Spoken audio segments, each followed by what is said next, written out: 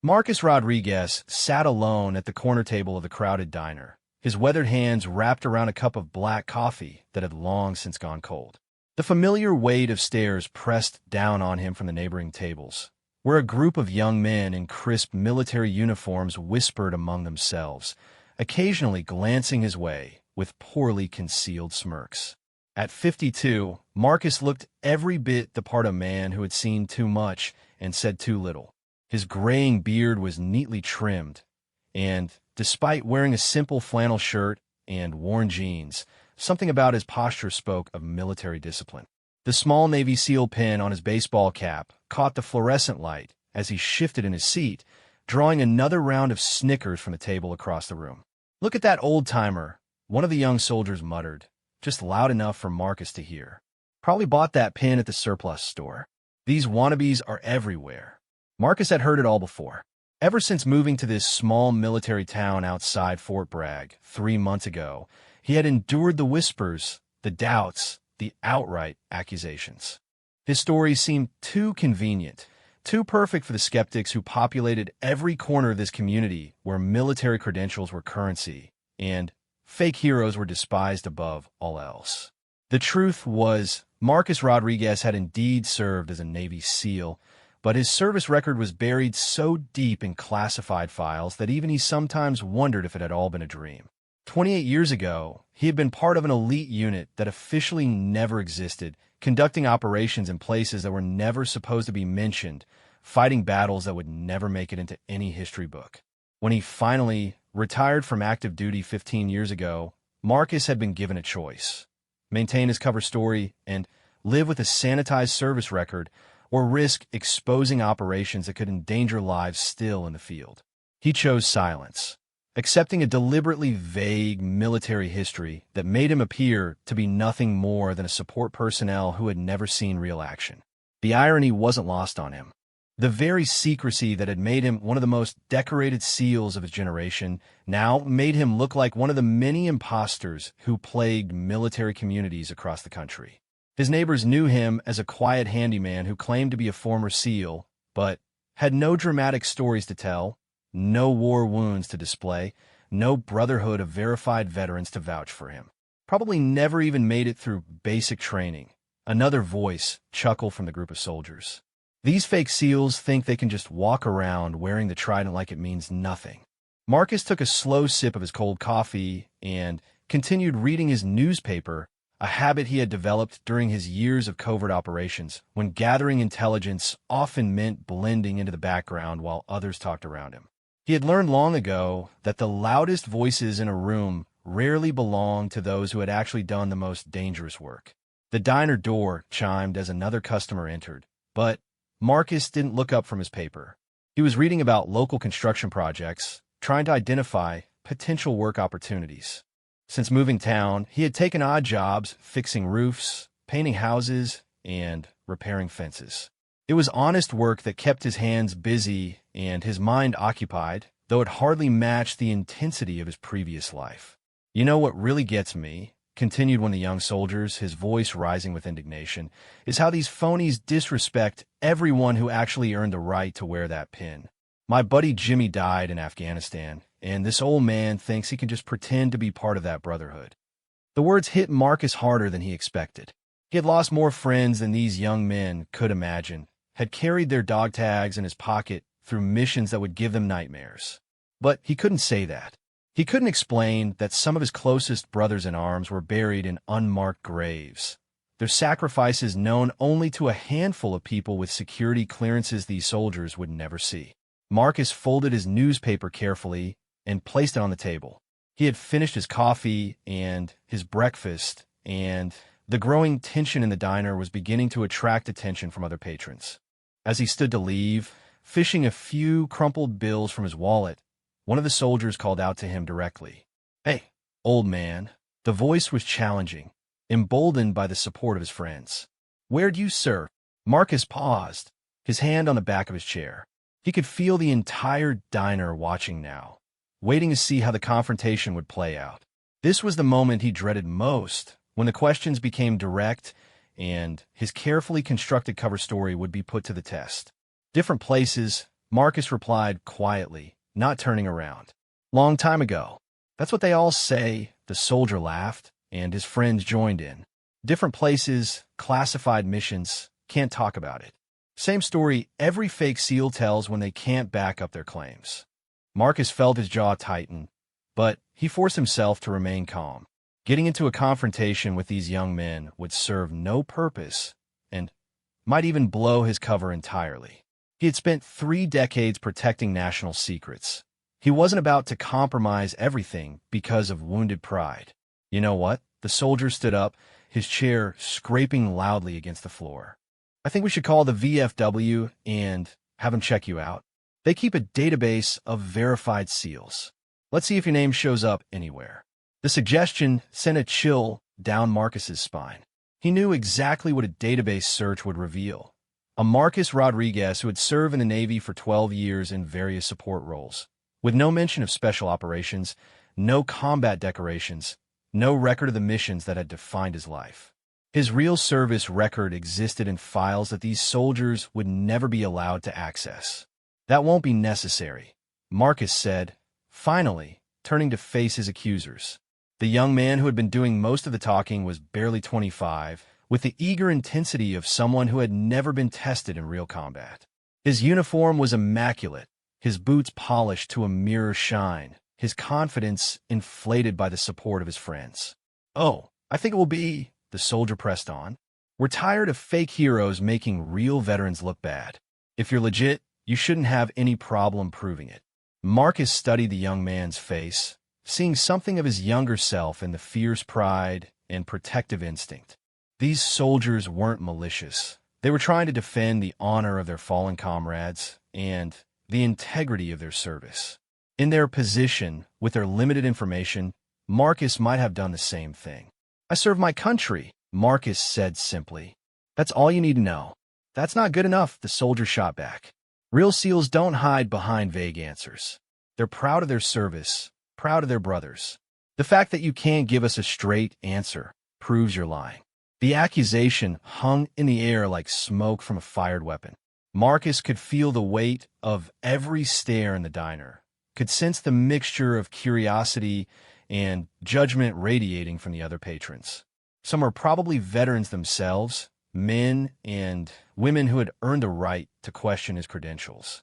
Others were civilians who had heard enough stories about military imposters to be suspicious of anyone who couldn't immediately verify their claims. Marcus placed his money on the table and picked up his baseball cap, running his fingers over the small seal pin before putting it on his head. The gesture was unconscious, a habit formed over years of checking his gear before heading into dangerous territory. But to the watching soldiers, it looked like the desperate act of a man clinging to a lie. "You can keep that pin," the soldier said with disgust, "but you can't keep pretending to be something you're not. This town has enough real heroes without needing fake ones." As Marcus walked toward the door, he could hear the murmurs of conversation following him. The story would spread quickly through the military community, adding to his reputation as a suspected imposter.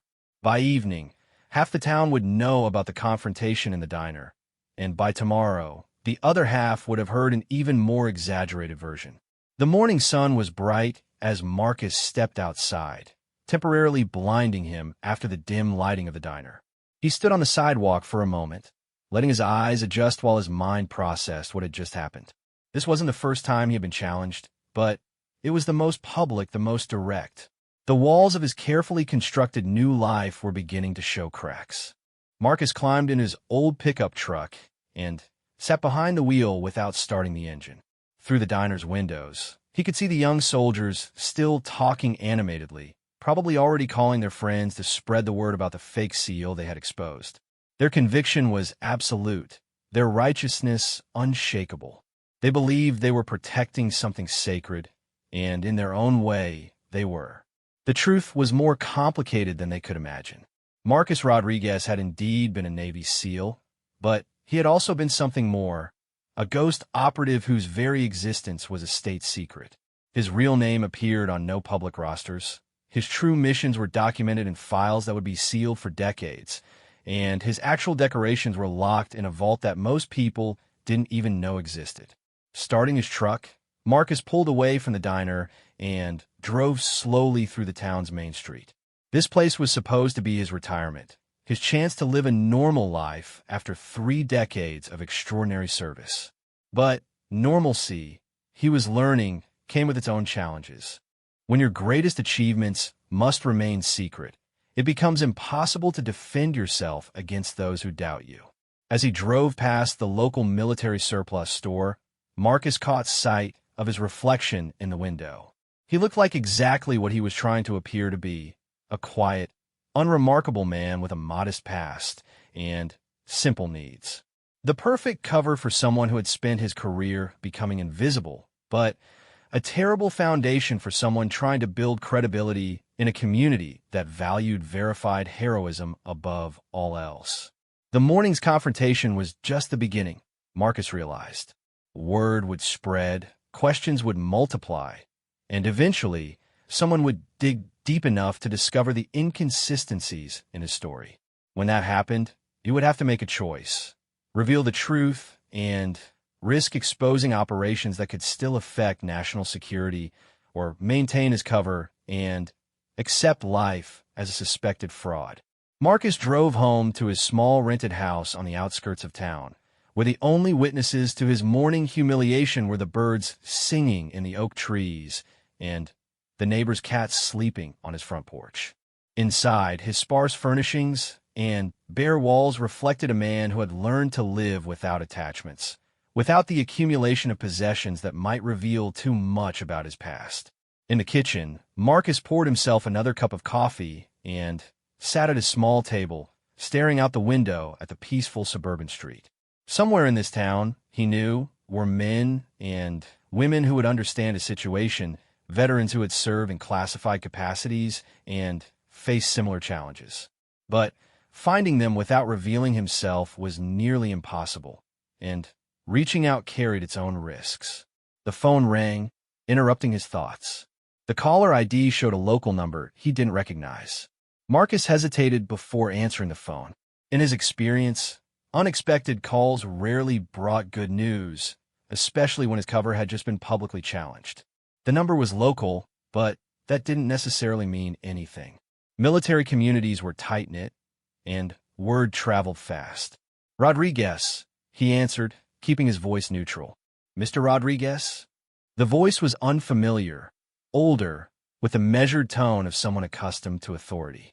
"This is Colonel William Hartley, retired. I understand you had some trouble at Murphy's Diner this morning." Marcus's grip tightened on the phone. Colonel Hartley wasn't a name he recognized, but the fact that news of the confrontation had already reached someone of that rank suggested the situation was escalating faster than he had anticipated. "News travels fast in a small town," Marcus replied carefully. "Indeed it does," Hartley continued. "I was wondering if you might be free for lunch today. There's something I'd like to discuss with you, and I think you'll find it worth your time." The invitation could be a trap or an opportunity, and Marcus had learned long ago that the difference between the two often depended on perspective. But sitting in his kitchen avoiding phone calls wasn't going to solve his problems, and meeting with a retired colonel might provide insight into how much trouble he was really in. "Where and when?" Marcus asked. "The Rusty Anchor, down by the lake. It's quieter there, more private. Say 1 o'clock." Marcus agreed and hung up the phone, already analyzing the implications of the meeting. The Rusty Anchor was indeed more private, a restaurant favored by locals who valued conversation over atmosphere. If Colonel Hartley wanted privacy, it could mean he had sensitive information to share, or it could mean he wanted to conduct his own interrogation away from potential witnesses. The morning stretched ahead of him like an obstacle course with hidden dangers. Marcus tried to distract himself with household chores, but his mind kept returning to the young soldiers in the diner and their absolute conviction that he was a fraud. Their certainty was both admirable and frustrating. They were defending the honor of their brotherhood with the kind of fierce loyalty that made good soldiers, but their limited perspective prevented them from seeing the larger picture. At 12:30, Marcus changed into his best shirt and drove to the Rusty Anchor. The restaurant sat on a small hill overlooking the lake, its weathered wood siding and simple design reflecting the practical aesthetic of a military town. A few cars were scattered in the parking lot, mostly older sedans and pickup trucks that suggested a clientele of retirees and locals rather than tourists. Inside, the atmosphere was exactly what Marcus had expected. Dim lighting, nautical decorations that looked like they had been there since the restaurant opened, and the comfortable murmur of quiet conversations. He spotted Colonel Hartley immediately, sitting alone at a corner table with a clear view of the entrance. The man was in his 70s, with silver hair and the straight posture of someone who had never quite learned to fully relax. Mr. Rodriguez, Hartley stood and extended his hand as Marcus approached. "Thank you for coming." Marcus shook the offered hand, noting the firm grip and the direct eye contact. Whatever else Colonel Hartley might be, he was clearly someone accustomed to command and comfortable with confrontation. "Colonel," Marcus nodded, taking the seat across from him. "Please call me Bill. I retired 10 years ago, and I've learned to appreciate the informal approach." Hartley's smile was genuine, but his eyes remained alert, studying Marcus with the practiced gaze of someone who had spent decades evaluating people under pressure. They ordered their meals in silence, each man sizing up the other while maintaining the polite fiction of casual conversation. Marcus could feel the weight of Hartley's attention, the subtle probing that experienced officers use to gather information without appearing to interrogate. "I heard about what happened at the diner," Hartley said once their server had left. "Young Corporal Martinez is a good soldier, but he's got a lot to learn about the world." The name confirmed what Marcus had suspected. The confrontation had already been reported up the chain, probably within an hour of his departure from the diner. In a military town, news traveled through official and unofficial channels with equal speed. "He's protecting something he believes in," Marcus replied diplomatically. "Can't fault him for that." "No, you can't," Hartley agreed. "But you can fault him for making assumptions based on incomplete information. The problem with fighting fake heroes is that sometimes you end up attacking real ones." The comment hung between them like a question that hadn't quite been asked yet. Marcus maintained his expression of polite interest while his mind raced through possible responses. Was Hartley suggesting he knew something about Marcus's real background, or was this simply a fishing expedition designed to provoke a revealing response? "I've seen a lot of heroes over the years," Marcus said carefully. "They come in all shapes and sizes, and they don't all look like what people expect." "Exactly." Hartley leaned forward slightly, lowering his voice even though the nearest occupied table was several feet away. "Some of the most decorated soldiers I've known couldn't prove their service if their lives depended on it. Classified operations, sealed records, cover identities maintained for national security reasons. The real heroes sometimes have to live with being thought of as frauds." Marcus felt his pulse quicken, but he kept his expression neutral. Either Hartley was remarkably well-informed, or he was making educated guesses based on Marcus's reactions. Both possibilities carried significant risks. "That would be a hard way to live," Marcus observed. "It would be," Hartley agreed, "especially for someone who sacrificed everything for his country, only to find himself unable to defend his reputation when it's attacked by people who should be thanking him instead of questioning him." Their food arrived, providing a natural break in the conversation that both men used to reassess their positions. Marcus cut into his sandwich while considering his options. He could continue to maintain his cover story, risking the possibility that Hartley already knew the truth, or he could begin to reveal information, risking the exposure of classified operations. "Bill," Marcus said finally, "what exactly are you getting at?" Hartley chewed thoughtfully before answering. "I'm getting at the fact that some service records are deliberately incomplete and some heroes are deliberately anonymous. I'm also getting at the fact that in my 40 years of military service, I learned to recognize certain types of men." "And what type do you think I am?" "The type who served his country in ways that can never be acknowledged publicly. The type who sacrificed his own recognition to protect operations that are still classified. The type who would rather be thought of as a fraud than compromise national security." The assessment was so accurate that Marcus almost choked on his sandwich. Hartley's words revealed either remarkable intuition or detailed knowledge of Marcus's actual background. Either way, the conversation had moved far beyond casual speculation. "That's an interesting theory," Marcus said, buying time to think. "It's more than a theory," Hartley replied.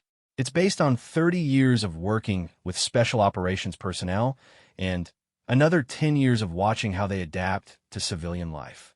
The quiet ones, the ones who don't talk about their service, the ones who seem uncomfortable when people thank them for serving. Those are often the men who did the most dangerous work." Marcus set down his sandwich and looked directly at Hartley. "And if your theory is correct, what then?" "Then I'd say you've been carrying a heavy burden for too long, and it's time someone helped you share the load." Hartley's voice carried the authority of command, but also the warmth of genuine concern. "This town needs to know what kind of man is living among them, but more importantly, you need to know that your service is still valued, still appreciated, even if it can never be fully acknowledged." The words hit Marcus like a physical blow, not because they were harsh, but because they were exactly what he had been hoping to hear for 15 years. The isolation of his cover story, the constant vigilance required to maintain his false identity, the loneliness of being unable to share his experiences with anyone. It had all taken a toll he was only beginning to recognize. "I can't discuss classified operations," Marcus said quietly. "Some things have to stay buried." "I'm not asking you to discuss them," Hartley replied. "I'm asking you to let me help restore your reputation without compromising anything you've sworn to protect. There are ways to verify service without revealing specifics, channels that exist precisely for situations like this." Marcus studied the older man's face, looking for signs of deception or ulterior motives. What he saw was sincerity, competence, and the kind of determination that suggested Hartley had already begun planning his next moves. "Why would you help me?" Marcus asked. "You don't know me." "Because I know your type," Hartley answered. "And because this community owes you more than it can ever repay, even if most people will never know the details. Also because young soldiers like Corporal Martinez need to learn that the world is more complicated than their training manual suggests." The two men sat in silence for several minutes, each lost in his own thoughts. Marcus was weighing risks and opportunities, trying to calculate whether Hartley's offer of help might actually make his situation worse. Hartley seemed to be giving him space to make his decision without pressure, a courtesy that Marcus appreciated. "What did you have in mind?" Marcus asked finally. "I have some contacts in Washington," Hartley explained. "People who specialize in situations exactly like this. They can verify your service without revealing operational details, provide documentation that will satisfy the local military community without compromising national security. And in return, no strings attached." Hartley shook his head. "This isn't about quid pro quo. It's about doing the right thing for someone who has already done far more than his share for his country." Marcus felt a flicker of hope for the first time in months. The prospect of being able to defend himself against accusations, of no longer having to endure the suspicious stares and whispered conversations, was almost too appealing to trust. "How long would something like that take?" he asked. "A few weeks, maybe a month," Hartley replied. "Government bureaucracy moves slowly, even when you know the right people to call. But once the verification is complete, we can arrange for the information to reach the people who need to know. And if the verification reveals more than we want it to, then we deal with that problem when we come to it," Hartley said firmly. "But I suspect the people I'm thinking of calling are already familiar with your situation. Men like you don't just disappear into civilian life without someone keeping track of where you end up." The comment sent a chill down Marcus's spine. The idea that his location and activities were being monitored, even in retirement, was both reassuring and unsettling. It suggested a level of ongoing government interest that he hadn't anticipated. "Are you saying I'm being watched?" "I'm saying you're being protected," Hartley corrected. "There's a difference, though I understand why it might not feel that way from your perspective." Marcus finished his sandwich while processing this new information. The notion that his cover story might be part of an ongoing operation, rather than simply a retirement arrangement, changed everything about his situation. "Bill," he said finally, I appreciate the offer, but I need some time to think about it. Of course, Hartley nodded. This isn't a decision to make lightly, but don't take too long. Young Corporal Martinez and his friends are planning to make some phone calls, and once they start that investigation, things could get complicated very quickly. How do you know what they're planning? Because I was young once too, Hartley smiled. And because righteous indignation follows predictable patterns. They'll contact the VFW first, then probably the Navy Personnel Command if they don't get satisfaction. Within a week, they'll have stirred up enough official interest to make your situation very uncomfortable. Marcus stood up and shook Hartley's hand again. I'll be in touch. I hope so, Hartley replied. And Marcus? For what it's worth, I think you've carried this burden long enough. It's time to let someone help you set it down. Walking back to his truck, Marcus felt the weight of possibility and danger in equal measure.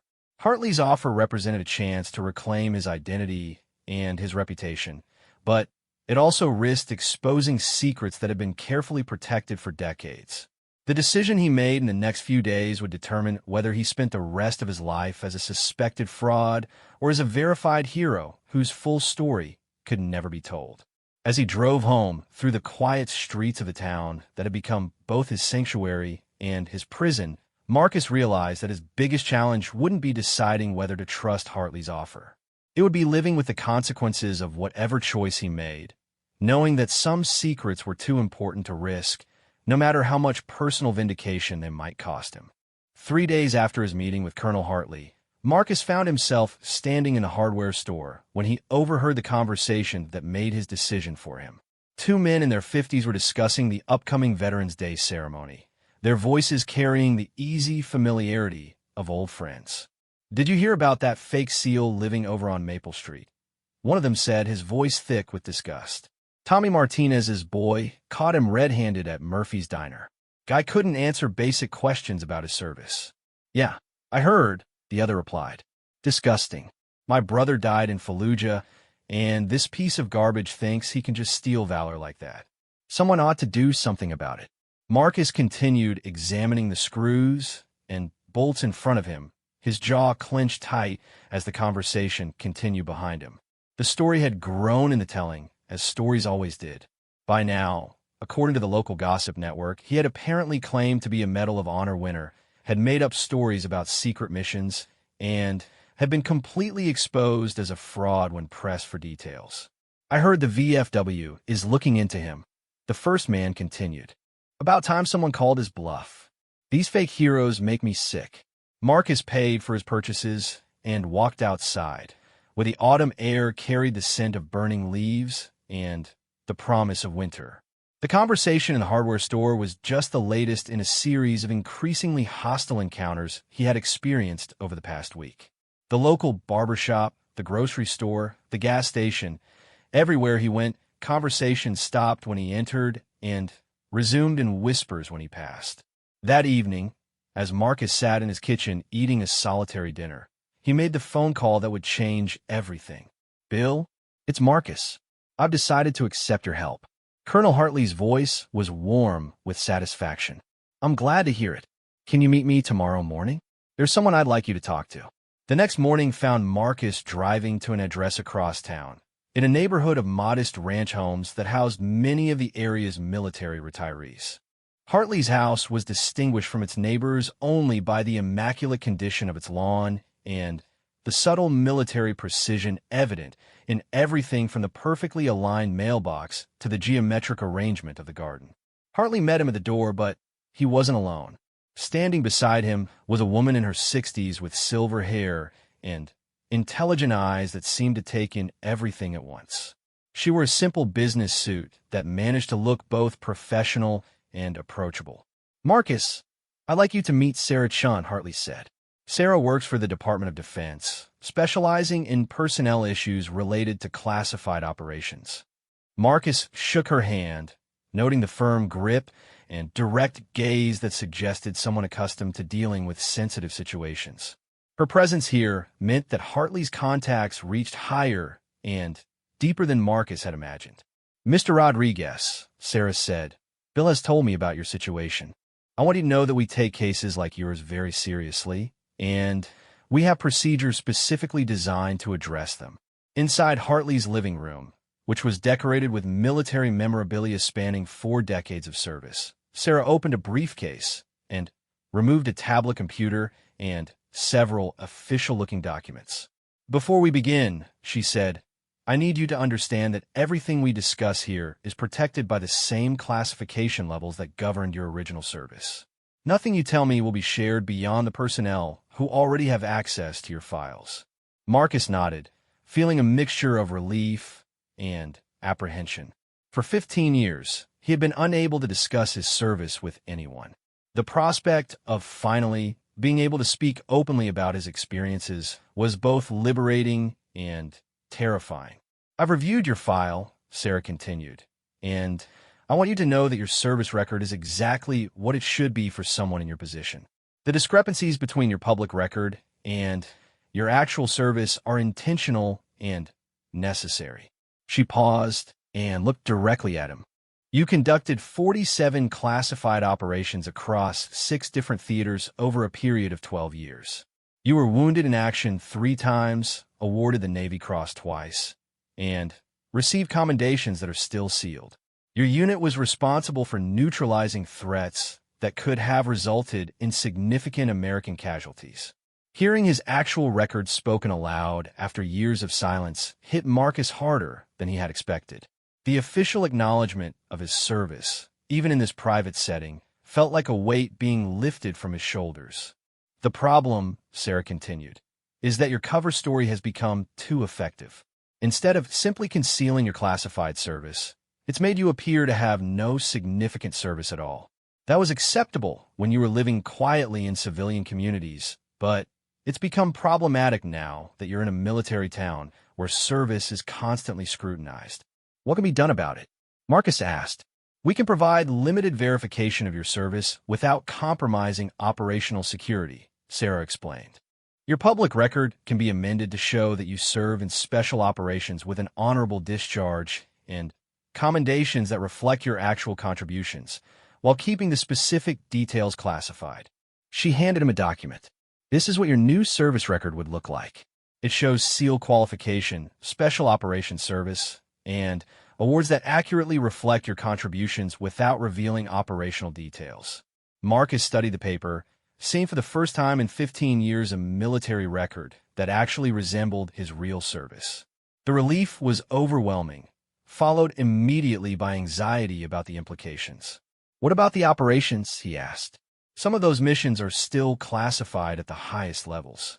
"And they'll remain classified," Sarah assured him. "This verification process doesn't change any classification levels or reveal any operational details. It simply acknowledges that you served in special operations with distinction, which is something the public can know without compromising national security." Hartley leaned forward in his chair. "The local military community needs to know that they've been wrong about you, Marcus. Not just for your sake, but for theirs. Good soldiers shouldn't be attacking heroes based on incomplete information." "How would this work practically?" Marcus asked. "How do we get this information to the right people without making it look orchestrated?" "We start with the official channels," Sarah explained. "The VFW and American Legion have procedures for verifying military service. When they submit their inquiries about you, they'll receive confirmation of your SEAL qualification and special operations service. That information will quickly spread through the local military community. And if people ask for more details, you tell them the truth, that you serve in classified operations that you can't discuss, and that your official record reflects everything that can be publicly acknowledged," Sarah replied. "Most military personnel understand that some operations remain classified indefinitely." Marcus set the document aside and looked out the window at Hartley's precisely maintained garden. The prospect of finally being able to defend himself against accusations was appealing, but he couldn't shake the feeling that he was opening a door that had been closed for good reasons. "Are there any risks?" he asked. "There are always risks when classified information is involved," Sarah admitted. "But in this case, the risks of maintaining your current cover story outweigh the risks of limited verification." The attention you're receiving as a suspected imposter is actually more dangerous than acknowledging your actual service would be. How so? Because suspected imposters attract investigation, Hartley explained. Real heroes with classified backgrounds attract respect and discretion. The military community knows how to handle veterans who served in special operations. They don't know how to handle suspected frauds. Sarah nodded in agreement. Your current situation is unsustainable. Either you allow us to provide limited verification of your service, or you'll eventually be forced to reveal much more than you want to in order to defend yourself against increasingly aggressive accusations.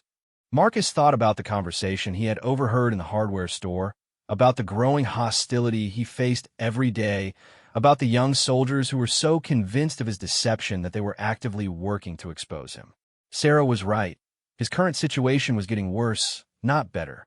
"What do I need to do?" he asked finally. Sarah smiled for the first time since he had met her. "You just need to authorize us to release the amended service record to official verification requests. We'll handle the rest." She handed him another document. "This authorization allows the Department of Defense to confirm your SEAL qualification, Special Operations Service, and basic awards information when requested through proper channels. It doesn't reveal any operational details or compromise any classified information." Marcus read through the authorization carefully, noting the precise language that allowed verification without revelation. The document represented a carefully crafted balance between acknowledging his service and protecting national security interests. "If I sign this," he said, "there's no going back. My quiet retirement is over." "Your quiet retirement was already over," Hartley pointed out. "The question now is whether you want to be known as a verified hero who can't discuss details, or continue to be suspected as a fraud who won't provide proof." Marcus picked up the pen Sarah offered him and signed the authorization. As his signature dried on the paper, he felt 15 years of carefully maintained deception falling away, replaced by a new kind of truth that was both liberating and terrifying. "What happens now?" he asked. "Now we wait," Sarah said, placing the documents back in her briefcase. "The VFW inquiry should reach our office within the next few days. When it does, we'll provide the verification. After that, your reputation should begin to change fairly quickly. And if people want to hear stories about my service, you tell them what you've always told them, that you served your country in ways you can't discuss, and that your official record reflects everything that can be publicly acknowledged," Sarah replied. "The difference is that now you'll have documentation to back up that claim." Hartley walked them to the door, his expression reflecting satisfaction mixed with concern. "Marcus, this is the right decision, but it's also going to change your life. Are you prepared for that?" "I've been prepared for change since the day I retired," Marcus replied. "I just never expected it to take this long to happen." As Marcus drove home, he realized that for the first time in 15 years, he was no longer carrying his secrets alone. The weight of his classified service would always be with him, but now he had allies who understood the burden and were willing to help him carry it. The young soldiers who had challenged him would soon discover that the world was more complicated than they had imagined, and the community that had doubted him would learn that sometimes the most unlikely people turn out to be exactly who they claim to be. The phone was ringing when Marcus walked into his house. This time, he answered without hesitation, ready to face whatever came next with the confidence of a man who no longer had to prove he was something other than what he appeared to be. The call that changed everything came exactly 1 week later, on a Tuesday morning while Marcus was replacing a broken fence post in his backyard. His phone buzzed in his pocket, displaying a number he didn't recognize, but something about the timing made him answer despite his dirty hands. "Marcus Rodriguez?" The voice was young, uncertain, and immediately familiar. "Speaking. This is Corporal Martinez, from the diner last week." There was a long pause, filled with the weight of unspoken words. "Sir, I need to apologize to you. I made a terrible mistake." Marcus set down his posthole digger and leaned against the fence. "What happened, Corporal?" "The VFW got back to us yesterday with the results of their inquiry into your service record." Martinez's voice was thick with emotion. "Sir, I had no idea. None of us did. When they told us about your actual service, about the Navy Cross Awards, about the special operations. Jesus, sir, I'm so sorry. The weight of 15 years of silence seemed to lift from Marcus's shoulders all at once. Sarah Chun and her team had worked faster than expected, and the verification process had clearly been successful. You were protecting something you believed in, Marcus said quietly. That's not something to apologize for. But we were wrong, sir. Completely wrong. And not just wrong, but we were disrespectful to a genuine hero. My grandfather served in Korea, and he always told me that you show respect to veterans until they prove they don't deserve it. I did the opposite. Marcus could hear the genuine remorse in the young man's voice, mixed with the kind of shame that comes from discovering you've wronged someone who didn't deserve it. It was the same shame Marcus had felt during his early military career when he had made assumptions that proved to be disastrously incorrect. Corporal, Marcus said, I want you to understand something. Your instinct to protect the honor of your service was correct. Your passion for defending real veterans was admirable. You just didn't have all the information you needed to make an accurate judgment. Sir, the VFW told us that your service record is partially classified, that you can't discuss details of your operations. We should have realized that some veterans can't talk about what they did. How could you have known that? Marcus asked. Most veterans can and should talk about their service. You had every right to be suspicious of someone who claimed to be a SEAL, but couldn't provide details. There was another long pause before Martinez spoke again. Sir, would you be willing to meet with me and my buddies? We'd like to apologize in person, and maybe you could help us understand how to handle situations like this better in the future. The request was both surprising and touching. These young soldiers could have simply let their apology stand with a phone call, but they were asking for a face-to-face meeting that would undoubtedly be uncomfortable for everyone involved. When and where? Marcus asked. Would tonight work? Maybe at O'Malley's bar around 7? It's quieter than the diner, and there's a back room we could use for privacy. Marcus agreed to the meeting, then spent the rest of the day working on his fence and thinking about what he would say to the soldiers who had so recently been his accusers. The irony wasn't lost on him that he would finally be able to discuss his service, at least in general terms, with members of the military community he had hoped to join. That evening, Marcus arrived at O'Malley's to find Martinez waiting for him at a table near the back of the restaurant. The young corporal had brought 3 friends, all in civilian clothes, but unmistakably military in their bearing. They stood as Marcus approached, their faces reflecting a mixture of shame and curiosity.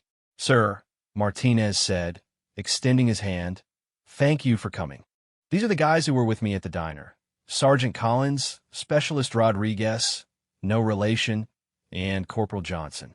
Marcus shook each man's hand, noting their firm grips and direct eye contact. Whatever else they might be, they were clearly good soldiers who were genuinely troubled by their mistake. Gentlemen, Marcus said as they took their seats, I want you to know that I don't hold any grudges about what happened. You were doing what you thought was right based on the information you had. Sir, Sergeant Collins spoke up. We did some research after we got the VFW report. Navy Cross recipients, Special Operations veterans, classified service records.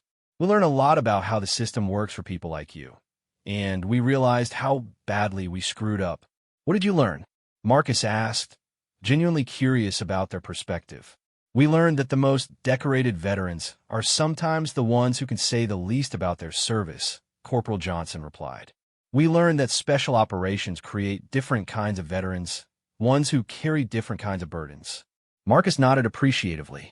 These young soldiers had clearly spent time thinking seriously about their mistake and its implications.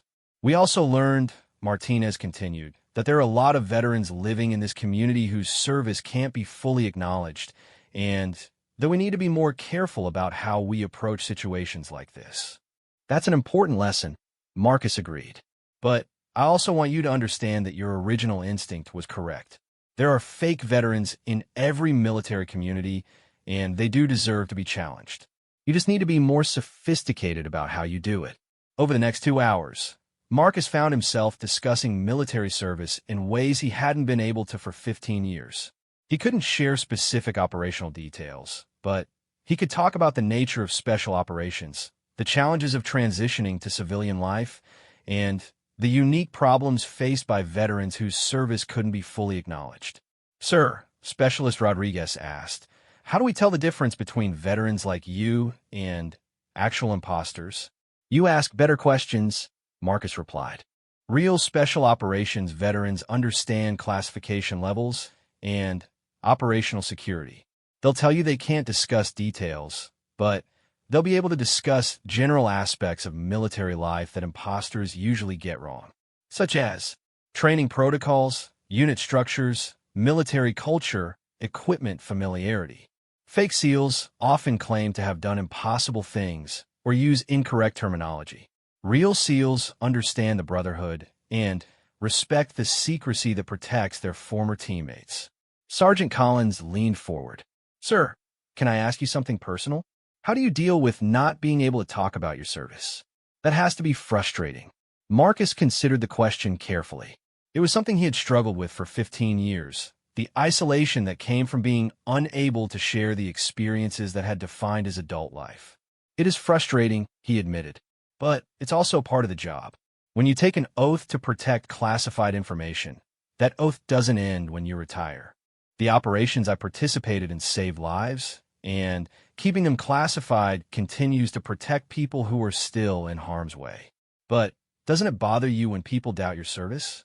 It bothers me less than it would bother me if I compromised operations that could get good people killed, Marcus replied. Some things are more important than personal recognition. The conversation continued late into the evening, covering topics from leadership in combat to the challenges of military families. Marcus found himself enjoying the company of these young soldiers, appreciating their genuine desire to understand and learn from their mistake. As the evening wound down, Martinez made a request that surprised everyone at the table. Sir, would you be willing to speak to our unit about this? Not about your specific operations, but about the lessons we've learned? I think there are a lot of soldiers who could benefit from understanding how to better support veterans with classified backgrounds. Marcus considered the proposal. Speaking to a military unit would mean coming out of the shadows completely, abandoning any pretense of living a quiet, anonymous retirement.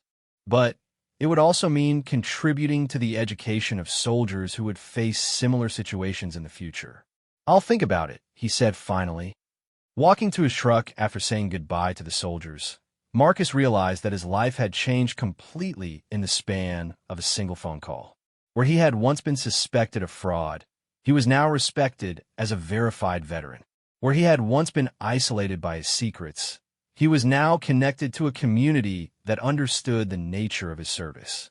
The drive home took him past the diner where the confrontation had begun, past the hardware store where he had overheard the hostile conversations, past all the places where he had been made to feel like an outsider. Tonight, for the first time since moving to this town, he felt like he belonged. At home, Marcus poured himself a glass of wine and sat on his back porch, looking up at the stars and thinking about the strange turn his life had taken. Tomorrow, he would probably receive more calls from veterans wanting to meet him, from community organizations wanting him to speak, from people who had heard about his story and wanted to express their gratitude or ask their questions. His quiet retirement was indeed over, replaced by something he hadn't expected. The chance to use his experiences to help others understand the complexities of military service and the sacrifices made by veterans whose contributions could never be fully acknowledged. Marcus raised his glass in a silent toast to his former teammates, men whose names appeared on no public memorials, but whose sacrifices had made possible the freedom these young soldiers were now sworn to defend. For the first time in 15 years, he felt truly at peace with the choices he had made and the burdens he had carried. The next phase of his life was about to begin, and unlike his previous retirement, this one would be lived in the light rather than the shadows. 6 months later, Marcus stood before a packed auditorium at Fort Bragg, addressing an audience of soldiers, veterans, and their families about the complexities of military service and the importance of supporting all veterans, especially those whose contributions couldn't be fully recognized. The irony of his situation wasn't lost on him. The man who had spent decades in the shadows was now literally in the spotlight. The transformation had been remarkable. What began as a simple verification of his service record had evolved into something much larger and more meaningful.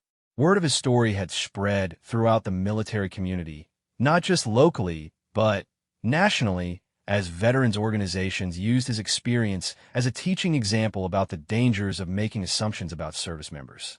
Ladies and gentlemen, Marcus concluded his presentation. I want you to remember that heroism comes in many forms, and sometimes the most important heroes are the ones you never hear about.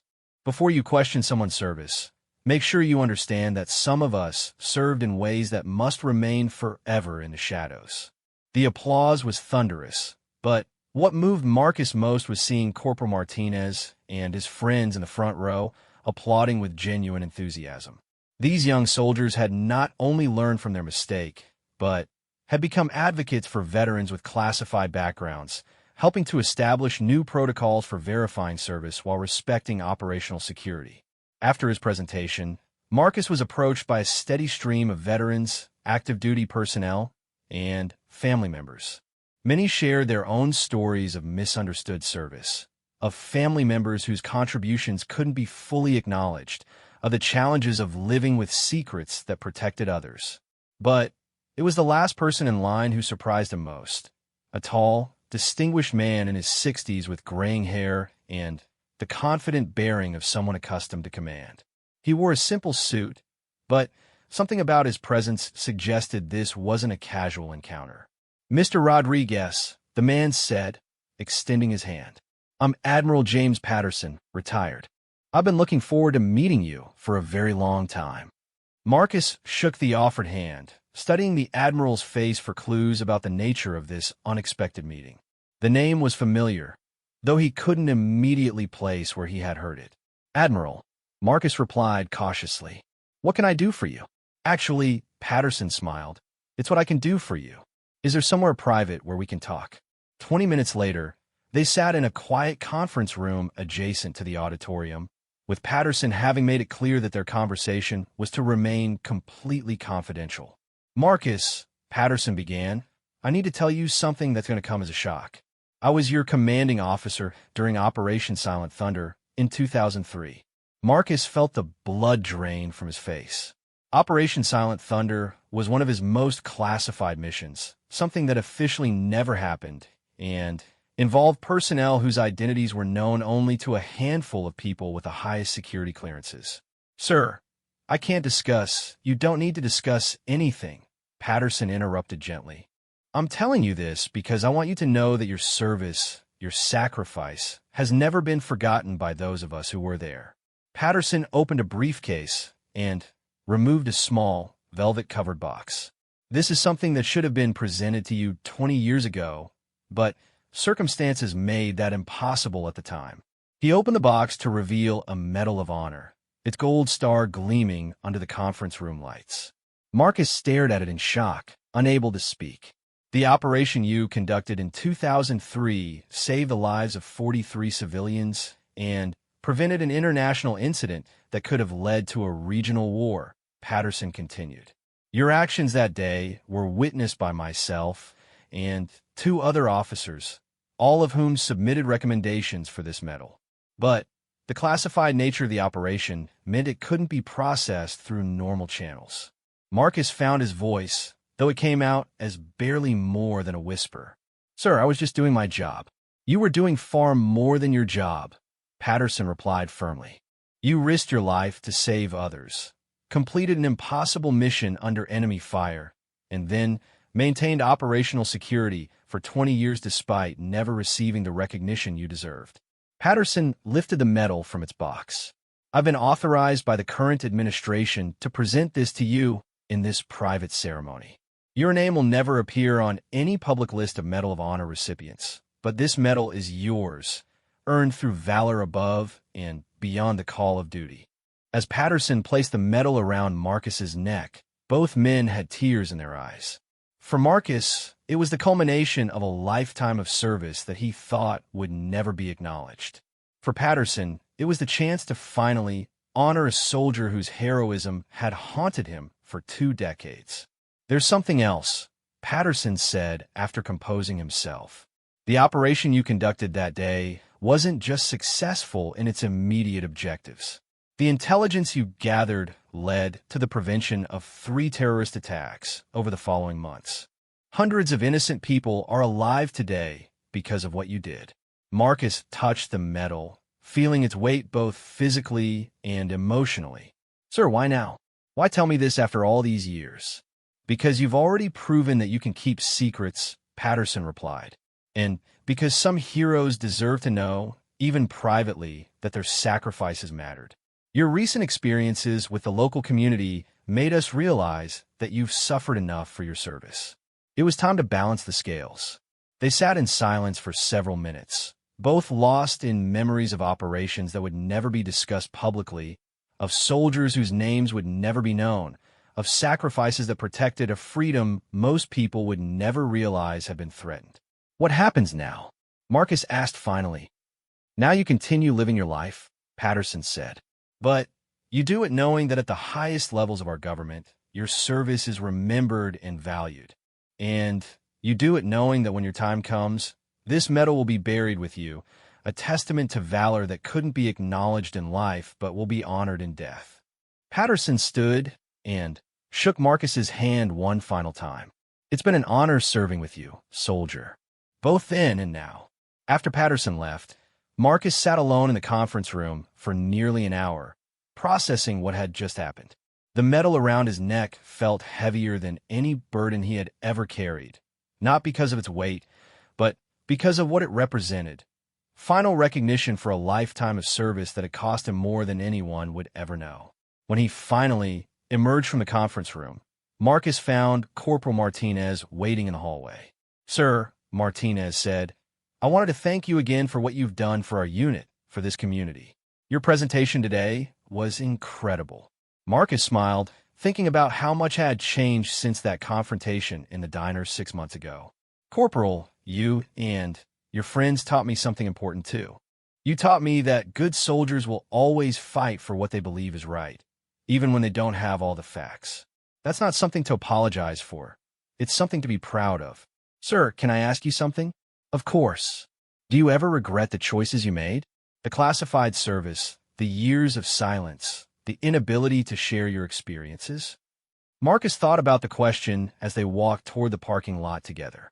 It was something he had asked himself countless times over the years, especially during the darkest moments of his forced anonymity. "No," he said finally. "I don't regret any of it. The silence was hard, but it was necessary. The recognition would have been nice, but it wasn't why I served. I served because someone needed to do the work, and I was capable of doing it." As they reached his truck, Marcus turned to face the young soldier one last time.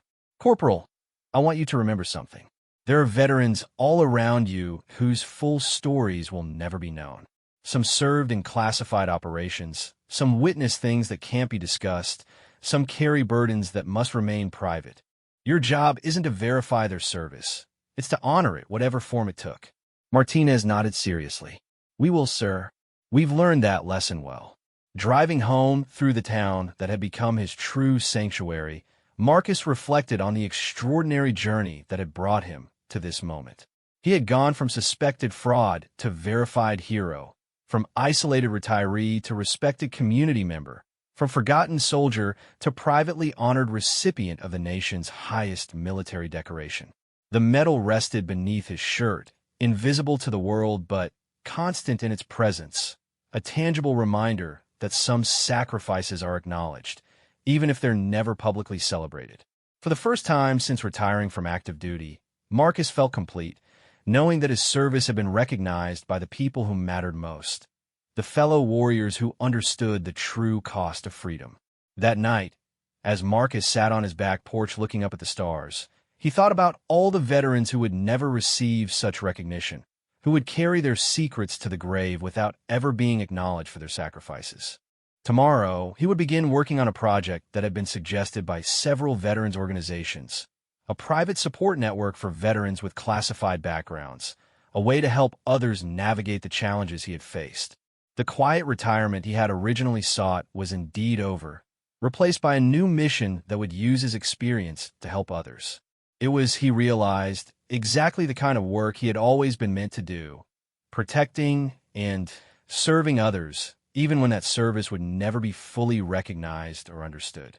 Marcus raised his hand in a silent salute to his fallen comrades, to the operations that would never be declassified, to the heroes whose names would never be known. Then, he went inside to plan for a future that would honor the past while building something better for the veterans who would face similar challenges in the years to come. The journey from mocked imposter to quietly honored hero was complete, but the mission to help others facing similar struggles was just beginning.